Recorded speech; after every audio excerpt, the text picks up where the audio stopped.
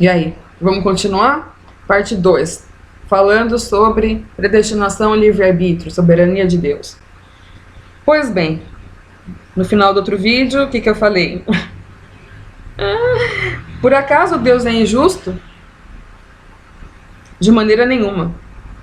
Pois ele diz a Moisés: terei misericórdia de quem eu quiser ter misericórdia, e terei compaixão de quem eu quiser ter compaixão. Portanto, isso não depende do desejo ou do esforço humano, mas da misericórdia de Deus. Pois a Escritura diz ao faraó: eu o levantarei exatamente com esse propósito, mostrar em você o meu poder, e para que o meu nome seja proclamado em toda a terra. Portanto, Deus tem misericórdia de quem Ele quer e endurece quem Ele quer. Mas alguns de vocês me dirão: então por que Deus ainda nos culpa? Pois quem resiste à sua vontade? Mas quem é você, homem, para questionar a Deus? Acaso aquilo que é formado pode dizer o que formou: por que me fizeste assim? O oleiro não tem direito de fazer do mesmo barro um vaso para fins nobres e outro para fim desonroso? Esse Deus, querendo mostrar a sua ira e tornar conhecido o seu poder, suportou com grande paciência os vasos de sua ira preparados para a destruição? Que dizer se ele fez isso para tornar conhecida as riquezas da sua glória aos vasos de sua misericórdia, que preparou de antemão para a glória, ou seja, a nós, a quem também chamou, não apenas dentre os judeus, mas também dentre os gentios. Lembra lá de Malaquias, gente? Como ele diz em Oséias: chamarei meu povo a quem não é meu povo, e chamarei minha amada a quem não é minha amada. E, lembra que falou? É amor por Israel. E acontecerá que no mesmo lugar em que lhes declarou: vocês não são meu povo, eles serão chamados filhos do Deus vivo. Isaías exclama com relação a Israel: embora o número de israelitas seja como a areia do mar, apenas o remanescente será salvo. Fiel, que ama, será salvo. Pois o Senhor executará na terra a sua sentença, rápida e definitivamente. Como anteriormente disse a Isaías: se o Senhor dos Exércitos, olha só, se o Senhor dos Exércitos não tivesse deixado descendentes, já estaríamos como Sodoma e semelhantes a Gomorra, né? Muito sério isso. Então o que acontece? Desprezo.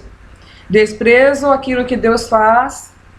Desprezo, né? Você fala, quem despreza é porque já sabe aquilo que tem, né? Só tem desprezo se já recebeu e desprezou, né? Se já foi falado e desprezou, né? Quem está na ignorância não recebeu, então como que vai desprezar aquilo que não conhece, né? Aí nós vamos para um ponto aqui muito interessante, que está em Atos dos Apóstolos 17, né?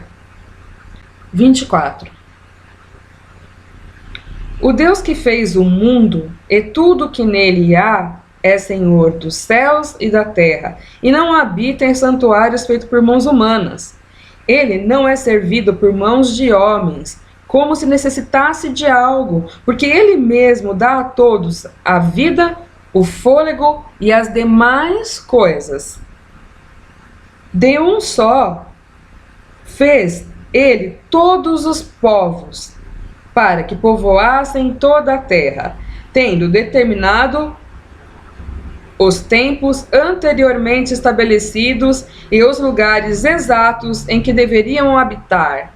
Deus fez isso para que os homens o buscassem e talvez, tateando, pudessem encontrá-lo, embora não esteja longe de cada um de nós, pois nele vivemos, nos movemos e existimos, como disseram alguns dos poetas de vocês, também somos descendência dele.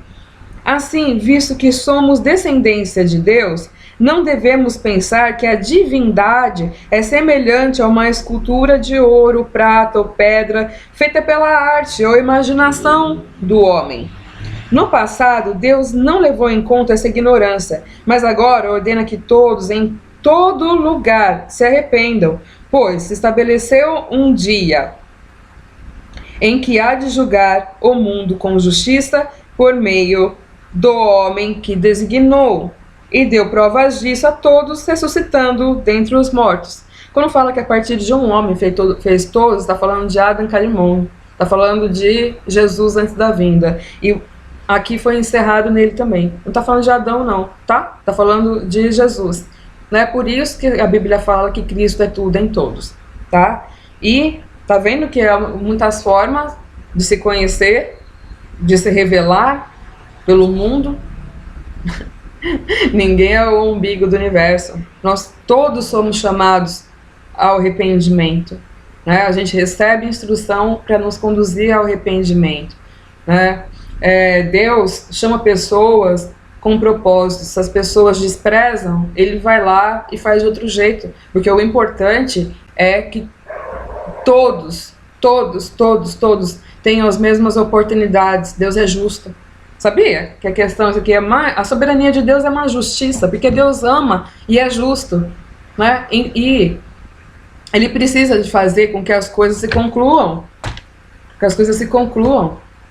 entendeu? Deus coloca pessoas predestinadas pelo mundo para colaborar com que os processos sejam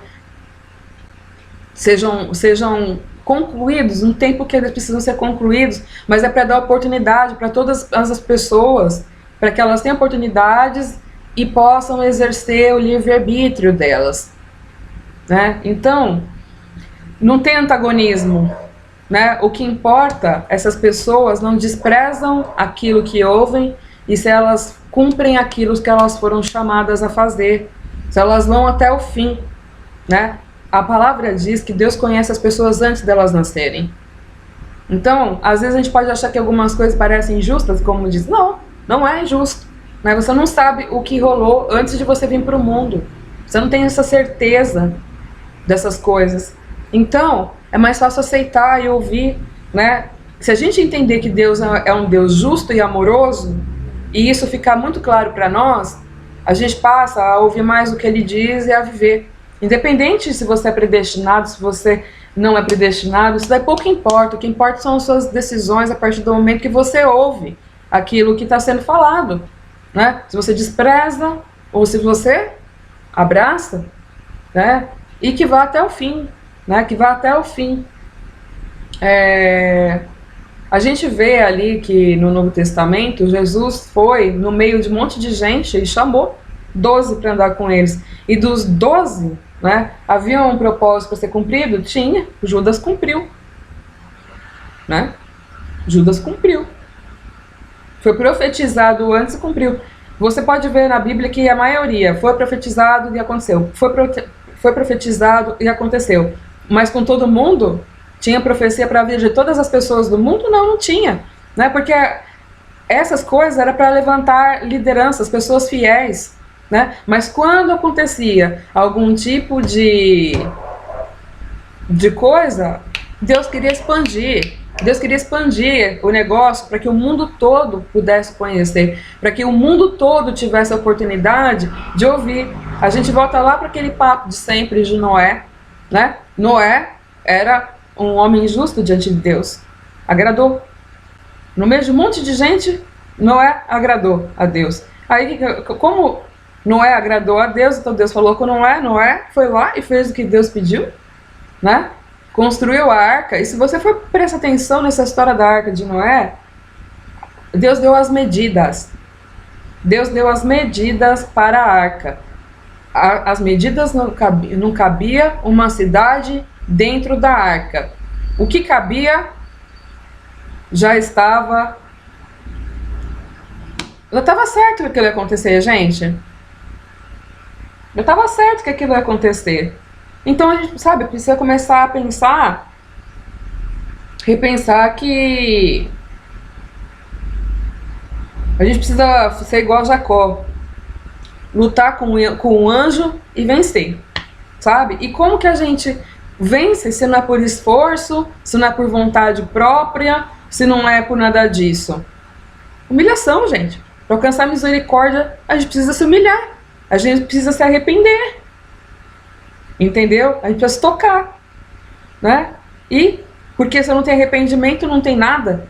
Pra gente transcender, a gente só precisa disso. Ah, eu não tenho vontade. Se eu não tenho vontade, tudo bem. Você já ouviu qual é a instrução, entendeu? É para transformar o nosso coração, transformar os desejos do nosso coração, que a gente se torne pessoas humildes diante de Deus, porque quando se torna humilde diante de Deus, é liberada a transcendência, o poder da fé, e a gente assume o poder de Deus sobre a nossa vida e a gente cumpre a nossa missão.